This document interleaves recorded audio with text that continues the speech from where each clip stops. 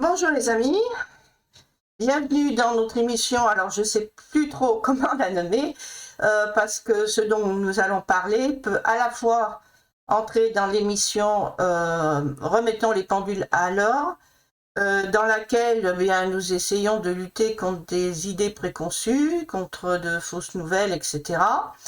Et d'autre part, puisque le sujet est l'antisémitisme, et que l'antisémitisme est intimement lié à l'histoire religieuse, donc on peut aussi considérer cette émission comme une émission d'histoire religieuse. Bon, on verra. Donc, voilà. Donc, nous sommes aujourd'hui le 9 novembre.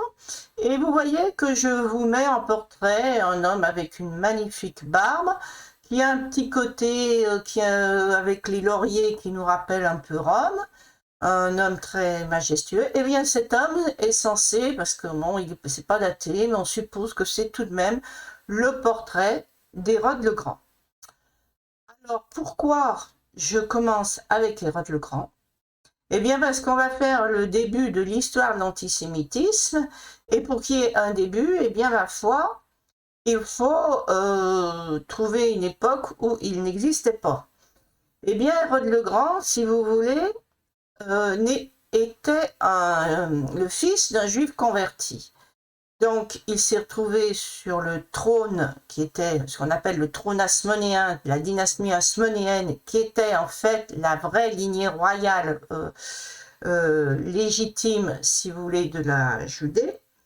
Mais suite aux querelles de prétendants, eh bien c'est le fils d'un juif converti, Hérode le Grand, donc, le fils d'Antipater, qui était déjà chef des armées, qui avait déjà un pouvoir effectif, officieux, on va dire, important, et donc son fils hérite de ses charges, et lui, Rome le fait roi.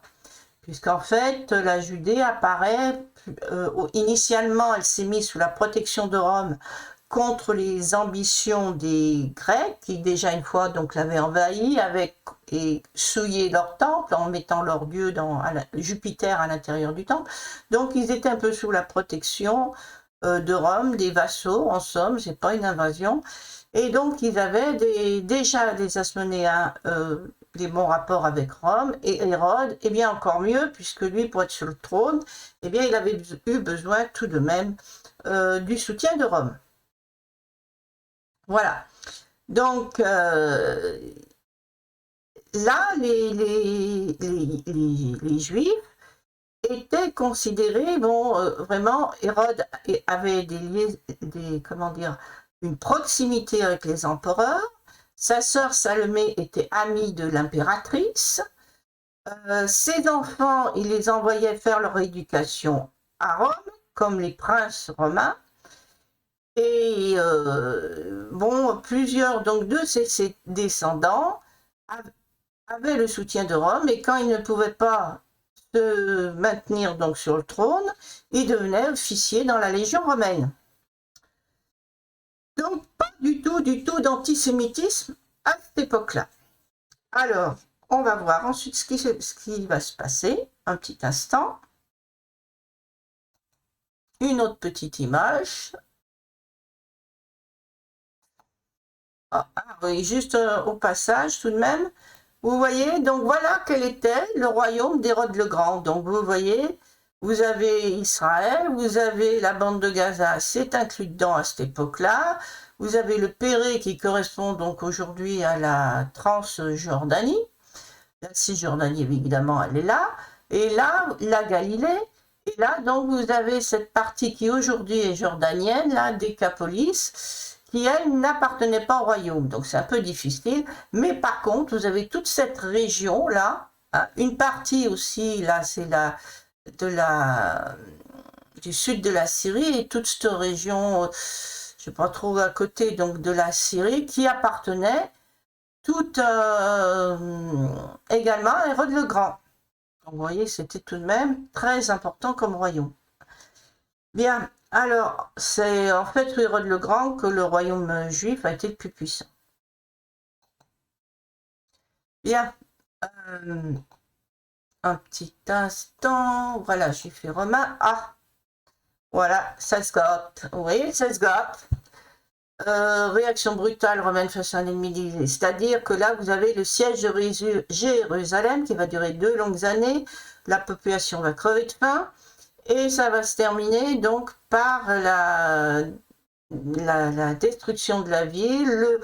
Le temple incendié, on n'a jamais trop bien su qui en était la cause. Toujours est-il, c'est dans l'énergie de la querelle. Hein. Ça peut être les Juifs entre eux, en se battant entre eux, qui ont pu aussi mettre le feu. Car il faut savoir que quand les Romains arrivent, vous avez donc, c'est écrit, 3 factions extrémistes juives qui se font la guerre. Donc les Zélotes et des gens qui étaient moins justement extrémistes, qui voulaient ouvrir la porte aux Romains, sachant que certes il y aurait des représailles, ils allaient exécuter tous les Zélotes, hein, dans cette époque-là on ne faisait pas de cadeaux, mais ils se disaient on ne peut pas tenir face aux Romains et au moins la ville, bah, ça partira une fois de plus sous un gouverneur, etc. Donc ils sont non seulement déjà affaiblis par la guerre civile, mais en plus ils veulent tenir tête à Rome, puisque de toute façon c'est pas grave, ils ont Dieu avec eux. Donc vous voyez, la bêtise du fanatisme, c'était aussi stupide, on va dire, de nos jours que le Hamas qui s'imagine tenir tête à l'armée israélienne, même si l'armée israélienne, proportion toute gardée, c'était pas l'armée romaine. Mais entre les deux, Hamas et armée israélienne, c'est pareil. Hein, je veux dire, pas besoin de sortir de Saint-Cyr, comme on disent les anciens, pour comprendre que c'était perdu d'avance. Ensuite, donc, c'est là que les choses vont se gâter. Et pourquoi elles se gâtent? Qu'est-ce qui fait que les Romains interviennent avec tant de brutalité? Eh bien, c'est que précisément, vous avez tout un tas de Juifs qui sont déjà, si vous voulez, bien auparavant, chaque fois qu'il y a eu des guerres civiles entre les Juifs, en différentes prétendances, celui qui perd la guerre, eh bien, ils fondaient une communauté qui allait s'installer quelque part dans l'Empire romain, très souvent. Donc, Alexandrie, par exemple, on avait une très forte communauté juive. D'ailleurs, Hérode le Grand fera venir du temple d'Alexandrie, le seul temple un peu extérieur, donc bon, il y avait 3 temples, là. Vous avez le temple de Jérusalem, les Samaritains qui avaient le leur et que les Juifs avaient détruit, parce qu'ils voulaient que le temple juif, et vous avez ce temple secondaire, on va dire, qui était d'Alexandrie, mais Hérode le Grand a fait venir des prêtres de ce temple-là. Il a choisi parmi eux un grand prêtre parce que précisément, il voulait être appuyé par des prêtres qui n'étaient pas liés à la famille royale et qui donc le soutiendraient. Donc c'était des raisons politiques, mais c'est aussi des gens donc, qui étaient en contact avec des Grecs, des Égyptiens. Alexandrie est multiculturelle, comme on dit. Et donc, c'est là qu'on a ce développement de la gnose et très certainement une des raisons pourquoi elle va se développer aussi donc en Judée, et ce qui explique certainement que ce terrain sera favorable par la suite au développement du christianisme. Tout se fait progressivement par évolution dans l'histoire. Bien, donc le problème, c'est que vous avez donc les Juifs d'un peu partout qui reviennent à Jérusalem, défendre Jérusalem. Vous avez les Grecs qui les regardent d'un mauvais œil, en ayant l'impression, donc d'où l'idée que les Juifs vont dominer le monde, parce que le monde c'est romain. Donc les Juifs font trembler un peu Rome, hein, et les Grecs, évidemment, ils veulent pas, certainement pas être sous domination juive. Hein. Il y a vraiment un antagonisme, on se massacre réciproquement. Je vous conseille vraiment de lire, pour comprendre tout ça, Guerre des Juifs de Flavius Joseph. Donc l'antisémitisme, c'est au départ bien, une crise politique. Le fait que les Juifs, déjà là, sont ressentis comme une menace pour Rome, du fait qu'ils ont toujours refusé qu'il y ait l'empereur. Donc Hérode le Grand avait coupé la poire en deux, il avait mis l'aigle romain, par exemple, à l'entrée du temple.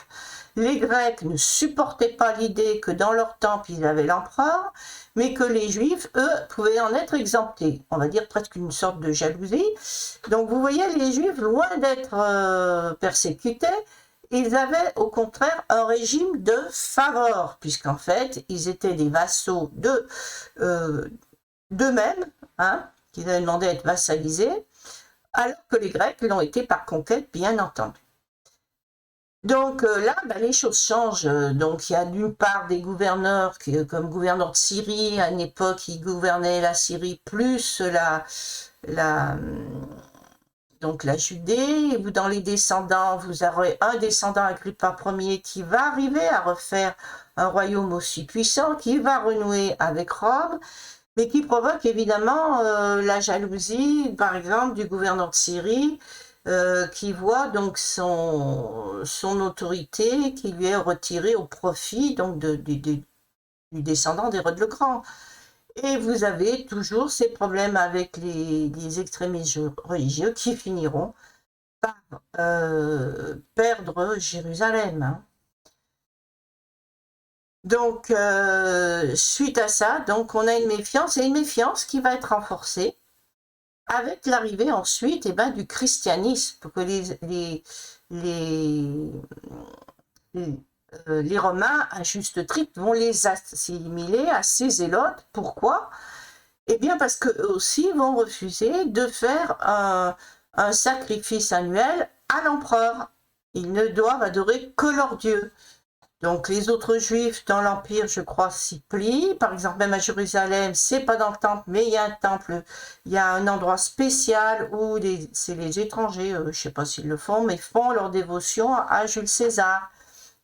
Hérode le Grand a été finot, il a aussi construit des temples pour les Grecs, pour les païens, parce qu'il faut bien savoir que je vous ai montré donc son royaume qui est immense. Et en Judée, vous avez une très grosse, très large majorité de juifs, mais ailleurs, vous avez un peu toutes de différentes ethnies, dont un grand nombre, parfois majoritaire, de païens dans ce royaume. Voilà.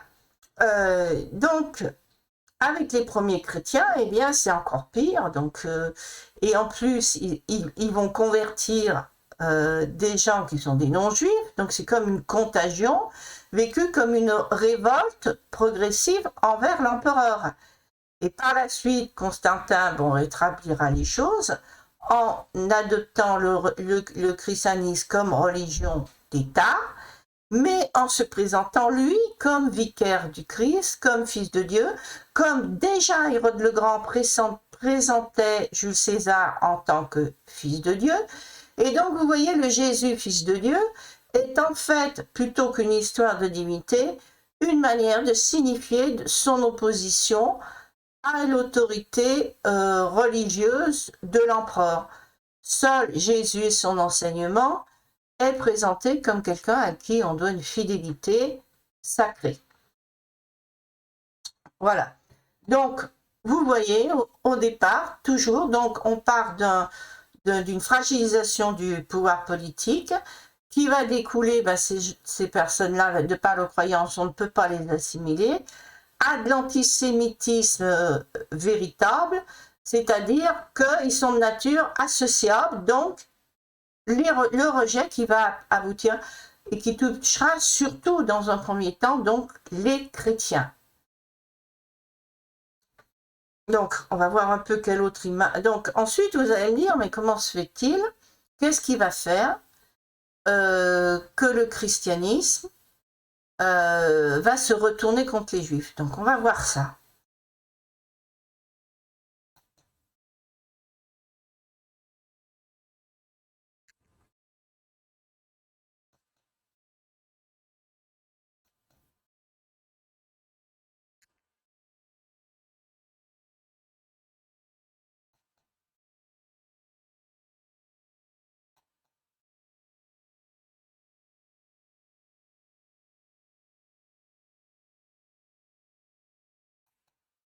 Ensuite,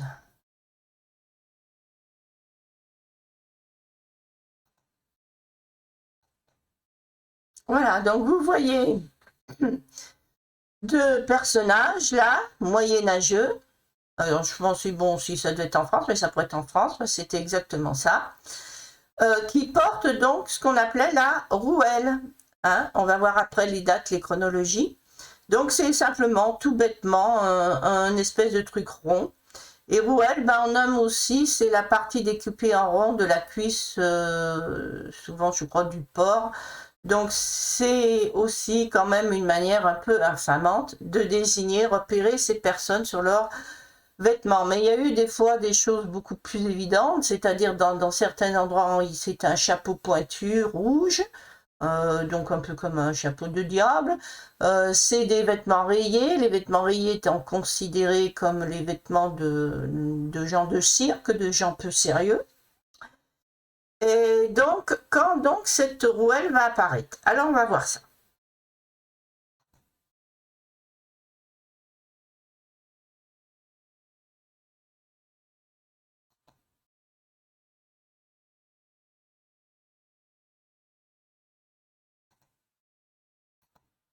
Alors, vous voyez, donc on voit 1227, le concile de Narbonne proclame le port de la rouelle obligatoire pour les juifs et l'interdiction pour eux donc de sortir des endroits qui doivent leur être destinés, de certains quartiers, je suppose.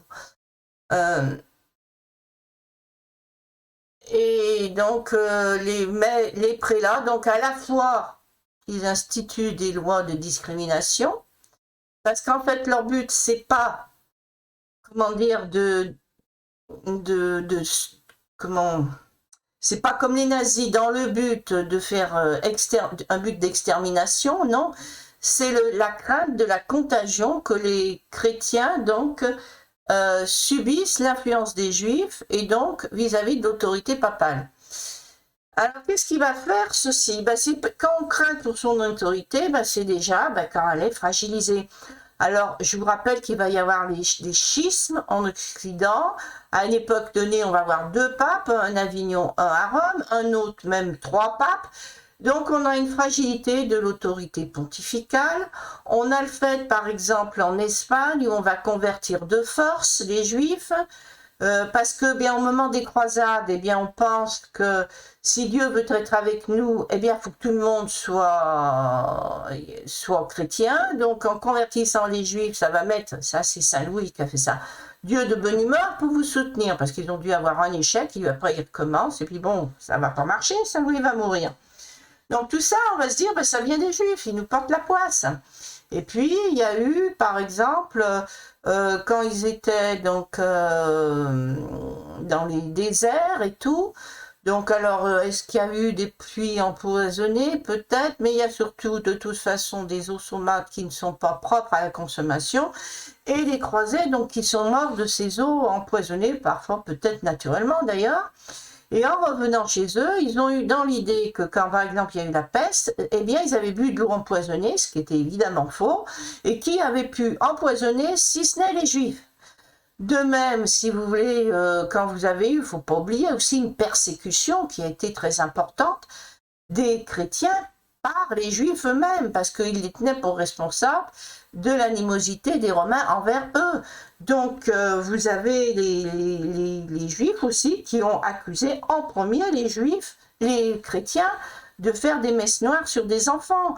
Et ensuite, quoi de plus logique que c'était à ce moment-là les catholiques qui accusaient les Juifs de faire des messes noires. Bon, bref, de toute façon, dans la bêtise, il ne faut pas trop chercher de raisons.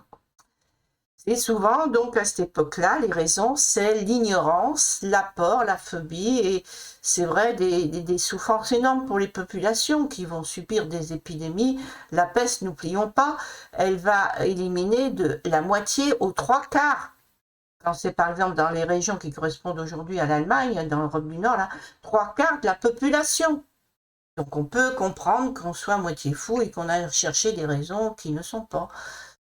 Et si on se raccroche à quelque chose, bon, il y a une cause, et quand on trouve une cause, on peut se dire, en supprimant la cause, ça ira mieux, bon.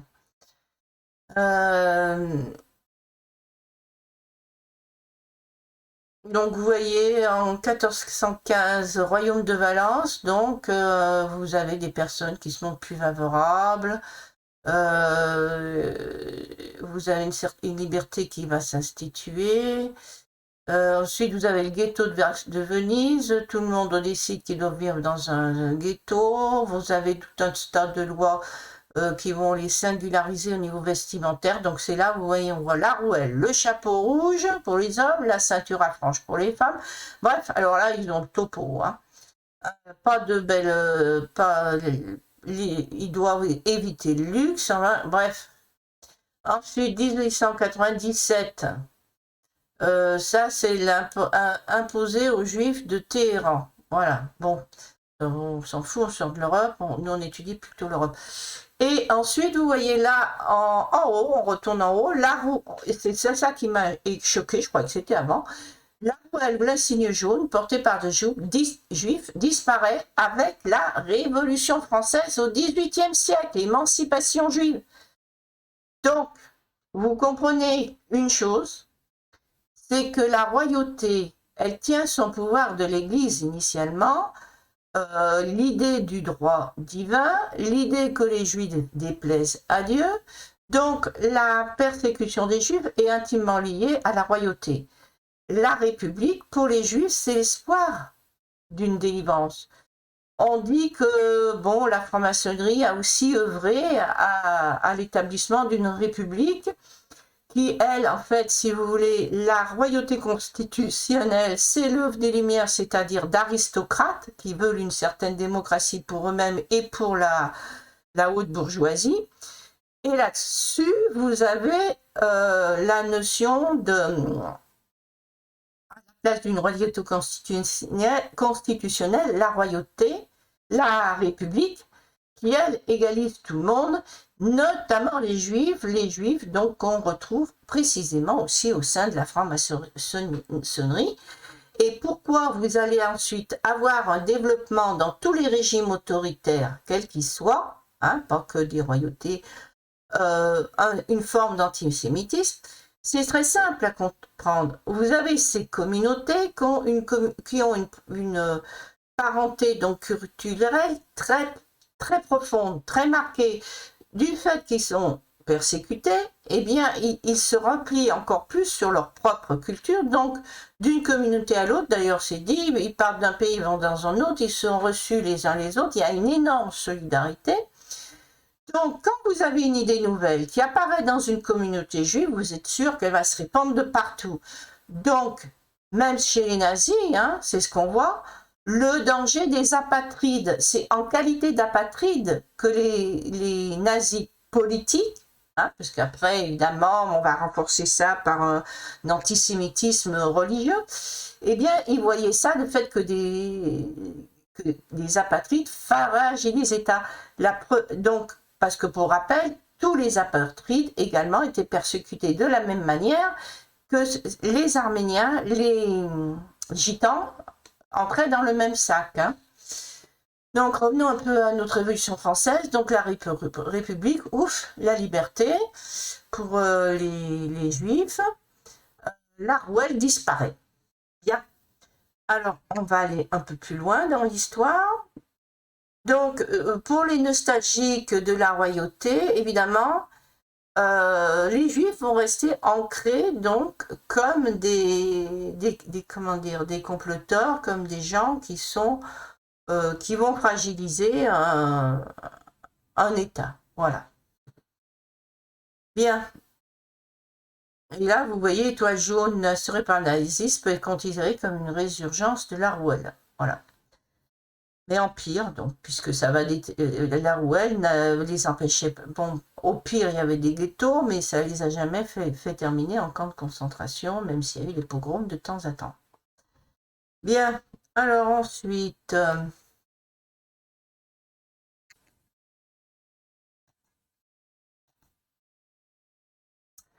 Alors.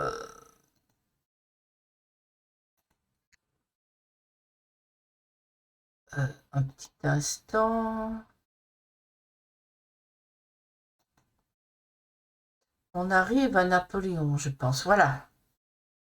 Donc, nous voilà. Napoléon. 17 mars 1808, Napoléon Ier institue les consistoires israélites. Donc, il prend cette initiative d'organiser et contrôler le culte israélite. Donc, c'est-à-dire, il va l'organiser, hein, créer les consistoires, c'est-à-dire, comme les catholiques ont leurs églises, et ben les juifs ont des lieux, une reconnaissance officielle de leur culte. dans le but précisément de lutter contre les actes antisémites qui perdurent dans certaines régions, notamment en Alsace par exemple, où ils étaient nombreux et où ça se passait mal donc avec la population locale. Donc on vous dit, en 1789, on compte environ 40 000 juifs sur 26 millions d'habitants, soit environ, donc 1789, c'est avant Napoléon Ier hein, quand même, 5 fois moins qu'aujourd'hui en proportion de la population globale. Ah ben moi j'aurais cru le contraire. Bon, et comme quoi on a des idées. J'aurais cru qu'aujourd'hui ils étaient moins nombreux. Ben donc ils étaient pourtant peu nombreux, mais je pense localisés dans certaines régions. Et là où ils étaient nombreux, bon ça se passait mal. Donc voilà l'initiative de Napoléon, qui se fait d'ailleurs considérer par les Juifs, il réclame le titre de roi. Ah, les Juifs, ils avaient un roi, donc pas de problème, empereur des Français, roi des Juifs. Et donc, ça, c'est la meilleure des protections. Parce que donc, s'attaquer à un Juif, comme un roi est le garant de la sécurité de ses sujets, eh bien, c'est s'attaquer directement à l'empereur. Donc, vous voyez, on n'a pas eu qu'une histoire d'antisémitisme tout du long. Pourquoi je dis ça? Parce que, eh bien, c'est un truc à finir en paranoïaque ou dépressif. Si on vous raconte que tout le long de votre histoire, vous avez eu que des périodes où vous avez été malheureux. Non, il y a des hauts, des bas, des hauts, des bas, c'est constamment ça. D'ailleurs, les Juifs eux-mêmes ont une notion de cyclisme, enfin, de cycle de la vie, cycle des persécutions, etc. Mais ce qu'il y a, pour rester plutôt dans des relations heureuses, il faut comprendre quelles sont les causes qui vont amener justement ces persécutions. Donc, on l'a vu, le fait qu'ils propagent les idées nouvelles, qui peuvent être vécues comme, pour des États autoritaires comme dangereuses. Donc, on a le christianisme avec les Romains. On a aussi la franc-maçonnerie. Et on a aussi, par exemple, attendez, je ne sais plus où j'en étais.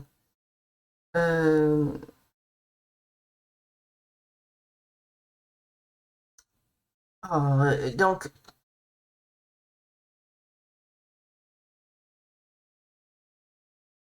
bon, enfin, on verra plus tard, que j'ai oublié, c'est ce qu'il me fallait. Un instant. Donc, après, on va quitter Napoléon.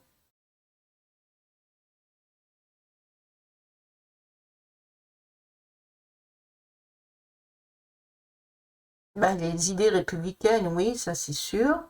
Et ceux qui peuvent être, puisque elle les favorisait. Et ah ben le communisme, voilà, j'oubliais, ça va aller jusqu'au communisme. Puisque le communisme, au départ, lisez le livre noir du communisme, vous verrez qu'en tous les pays d'Europe, les dirigeants communistes sont pratiquement tous juifs. D'où la généralisation d'Hitler, qui, pour lui, bah, il y a un amalgame qui est fait entre francs-maçons, d'ailleurs il n'appelle pas francs-maçons, je ne sais plus quel nom il emploie, les bolcheviks, hein, bolcheviks, les juifs, enfin pour lui c'est tout la même chose, et ils sont responsables, d'ailleurs en Ukraine ça va bien se voir ça, pourquoi vous avez eu un antisémitisme virulent en Ukraine? Parce que du fait que vous avez une famine, mais une catastrophique, vous avez eu, enfin je ne sais plus combien de morts il y a eu, mais quelque chose, mais autant la peste, hein, en Ukraine, et c'était vécu du fait que les représentants, très souvent, eh bien il y avait des juifs parmi ceux qui représentaient donc ce régime communiste stalinien. Même si Staline, par contre, lui, n'était pas juif, et qu'il va mourir heureusement assez tôt, mais qu'il semblait partir vers une persécution aussi des Juifs, puisqu'il réclamait d'avoir un peu, déjà à cette époque-là, ils envisageaient peut-être un petit pays à eux. Donc on leur avait proposé la Sibérie à l'extrême orientale, qui est un pays impossible, donc dont ils n'ont pas voulu, avec des froids, des terres qui étaient, comment dire, pleine d'eau, donc ça n'a pas marché. Et donc là, il y avait des purges qui commençaient à viser donc les Juifs en Union soviétique. Bien. Donc, toujours pareil, sa crainte du communisme va faire que ça va développer donc un antisémitisme, même si, bien évidemment, tous les Juifs n'étaient pas, par contre, communistes. Donc, on retourne un peu en arrière cette fois-ci. Alors, un petit instant.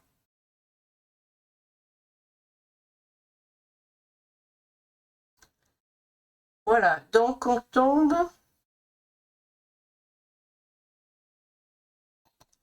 Voilà. Alors, le régime de Vichy. Après, bon, ce qui est bien connu. Faut pas oublier, on a quand même perdu la guerre, ça échappe à quelques personnes, et que l'armistice, donc, était donc une collaboration avec l'État allemand. En contrepartie, vous aviez une partie de la France qui était une zone libre. Donc cette zone libre avec tout de même certains avantages pour la population française.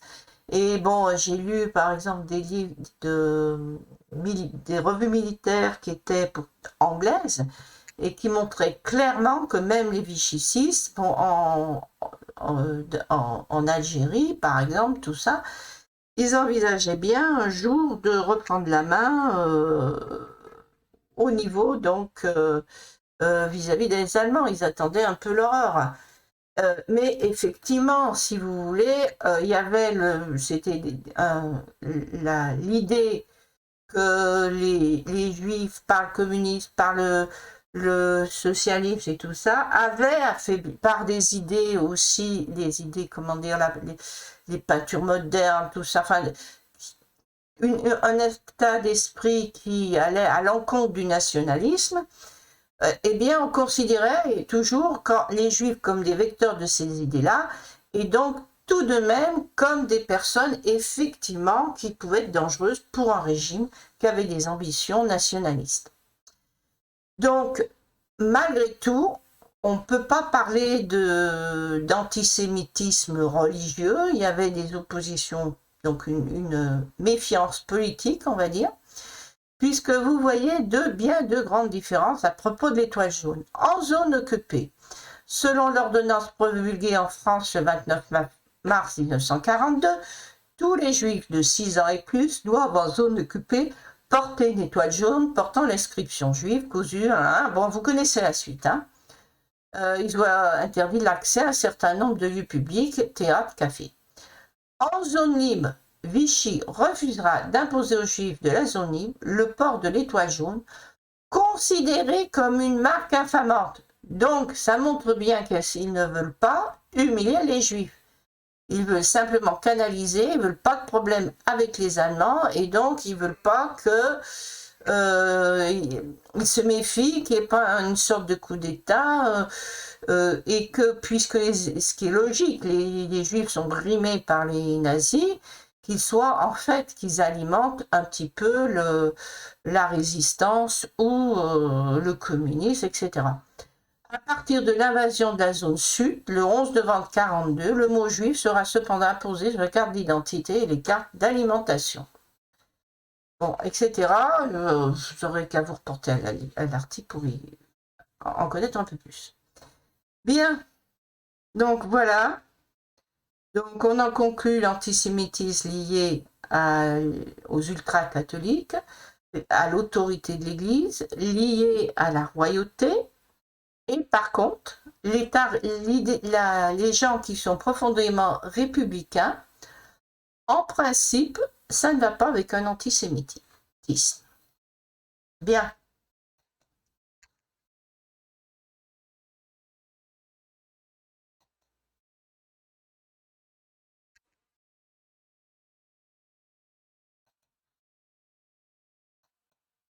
Alors là, bon, on change d'époque encore, et vous voyez, Jean-Marie Le Pen met au défi quelqu'un de citer une phrase antisémite dans ma vie politique. Donc, je ne sais pas quand il a sorti ça, c'était en 2015. Donc, je sais pas si c'est en 2015 qu'il l'avait dit, là, il m'a l'air assez jeune, tout de même. Enfin, bref. Donc, comment dire, une opposition politique. Donc, c'est ça qu'il faut qu'on explique. Il peut y avoir une ligne rouge qui peut être franchie, c'est-à-dire que précisément comme si les Juifs sont vécus comme des opposants indécrottables, et ben, ensuite, vous pouvez passer à un antisémitisme dogmatique, comme avec les religieux, ou le nazisme, qui est une forme de religion satanique, on va dire, et païenne, en tout cas. Bon.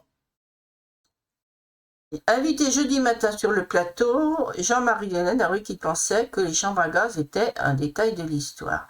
Alors, je vais revenir là-dessus.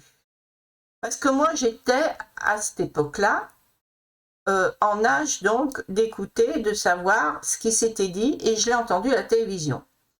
Et j'ai compris que ça faisait... Et je n'ai pas compris qu'il pouvait y avoir un détail, j'allais dire, un litige là-dessus.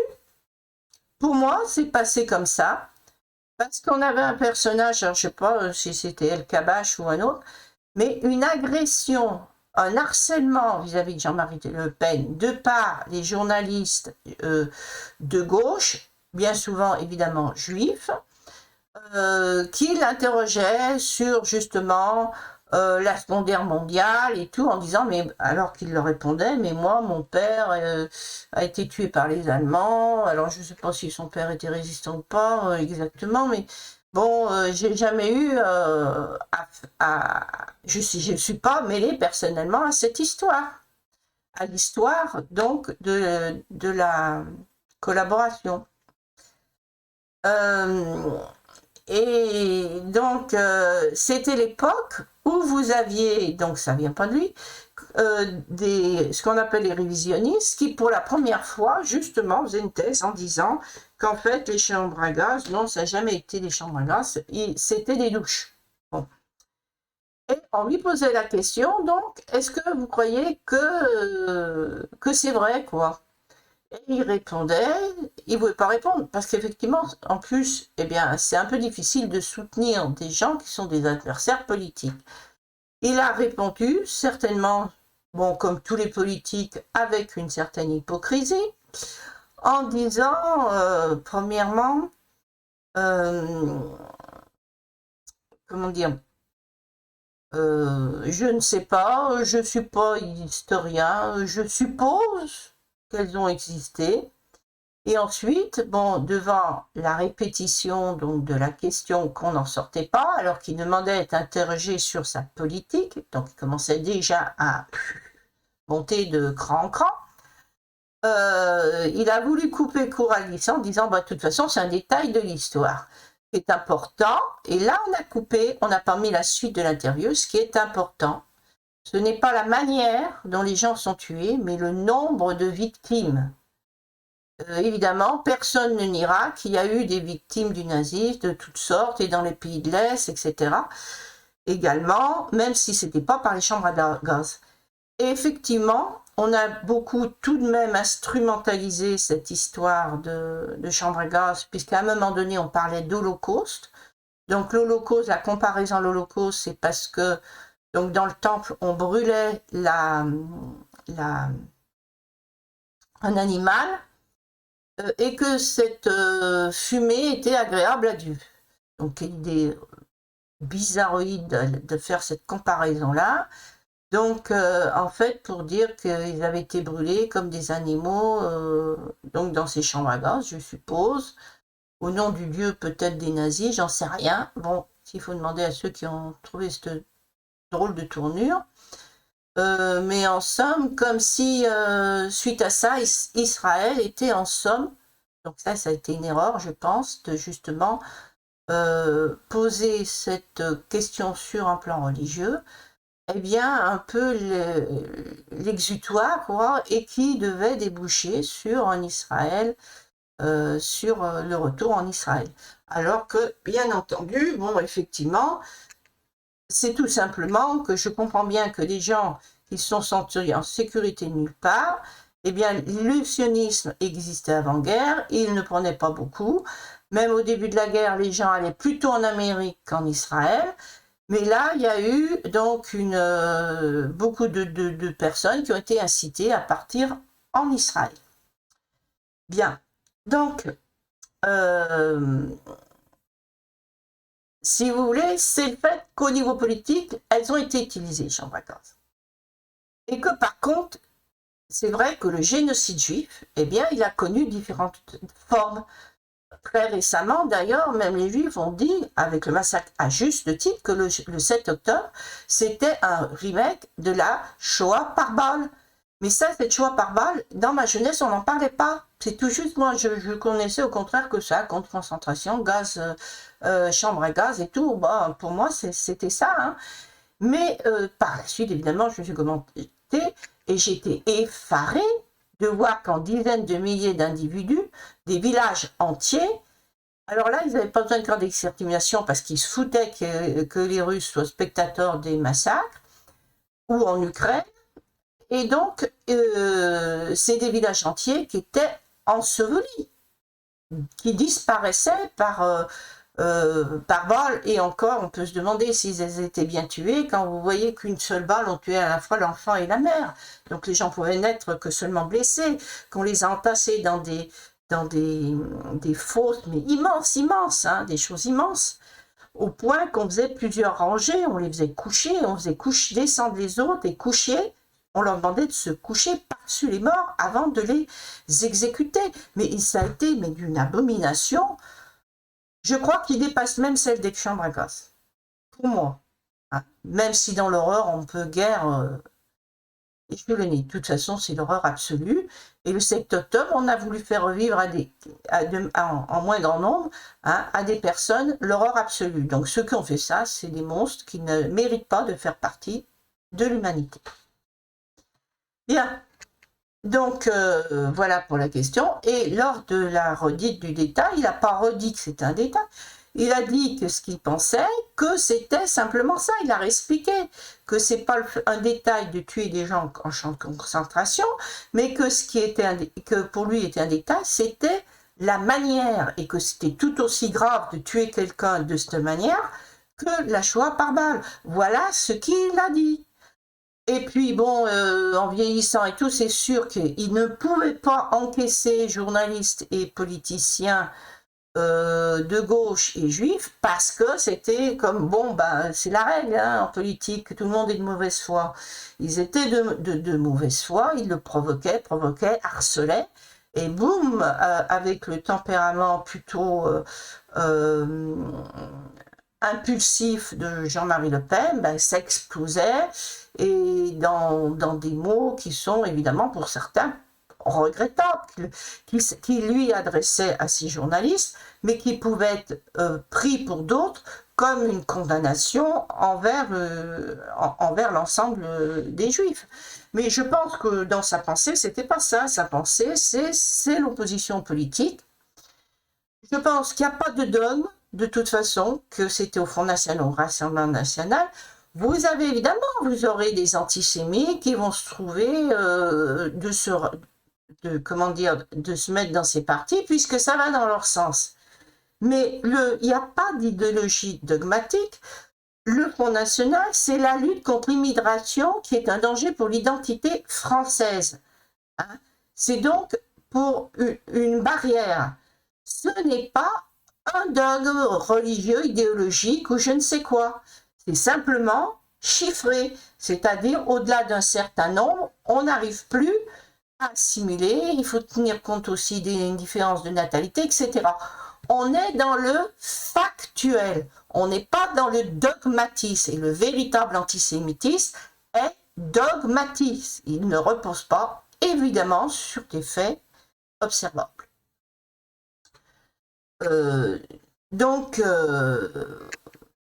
voilà ce qui est mon opinion sur la question. Et c'est pas, on dit, elle revient, mais c'est encore, comme par hasard, parce que le Rassemblement National qui compte une forte popularité, on ne veut pas qu'il défile dans la manifestation contre l'antisémitisme, parce que évidemment c'est quelque chose qui peut être comme ça, c'est le vieil argument électoral usé jusqu'à la corde, mais tant pis qu'on veut garder. Ridicule, mais c'est comme ça. Donc voilà. Alors qu'on reproche même par exemple à Marine Le Pen cette histoire de bal, de fréquentation, mais moi je regrette, hein, je fréquente absolument tout le monde, toutes les personnes qui acceptent de m'adresser la parole, parce que j'estime que j'ai une parole libre, que je sais aussi argumenter, et je ne pars pas du principe que je vais subir l'influence de quelqu'un. Bon, après tout, hein, je veux dire, on est tous perméables, à nous de faire le tri, mais je pense que je suis tout à fait capable aussi d'influencer des personnes si je considère qu'elles ont des jugements qui sont faussés. Donc je pense que tout ça c'est de la bêtise, hein. C'est pas ce qui compte, c'est son fonds électoral, et son fonds électoral ne l'est pas. Un homme politique, bah, s'y tient, il faut qu'il s'attaque à son électorat. C'est pas plus compliqué que ça. Donc voilà, alors tiens, je vous remonte aussi, on va terminer par là.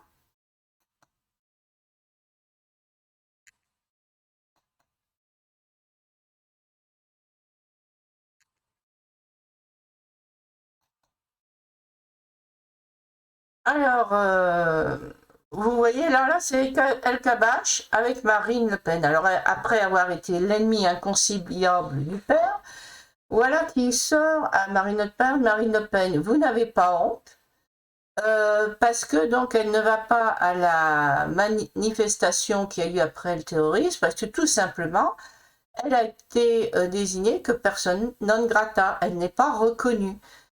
Donc tout le monde, et c'est ce qu'on appelle encore la diabolisation. Mais alors elle est poussée à l'extrême, c'est que le Kabbach veut lui remettre le tort sur elle-même. Donc si, par cette phrase, poser la question à un homme politique, vous n'avez d'emblée, vous n'avez pas honte, sans lui demander de justification, d'explication, si ce n'est pas de la provocation, eh bien je me demande ce que c'est. Et quand on voit le traitement qui est fait ici, bon, j'en ai plus la mémoire, mais que ça soit elle ou son père, c'était pour mieux. Donc voilà, à provocation, eh bien, on se retrouve avec des provocations inverses et des dérapages. Bien, voilà, donc on a fait le tour, hein, et je pense que le seul danger, je dis le dogmatisme et les leaders religieux, c'est la ligne rouge à ne pas franchir, et malheureusement, une bonne partie, même sans aller jusqu'au meurtre, mais je pense qu'il y a beaucoup dans la population musulmane des personnes qui ont un antisémitisme religieux, parce que c'est des religieux extrémistes qui l'enseignent, et que l'État est coupable en laissant pousser des mosquées un peu partout avec des imams qui ne contrôlent pas. Voilà la réalité, voilà une réalité qui certainement disparaîtrait avec d'autres personnes au pouvoir. Bon, je ne vais pas enfoncer le clou, hein. Bon, allez, à bientôt. Bonne soirée ou bonne journée, suivant le moment que vous écouterez cela. Bye.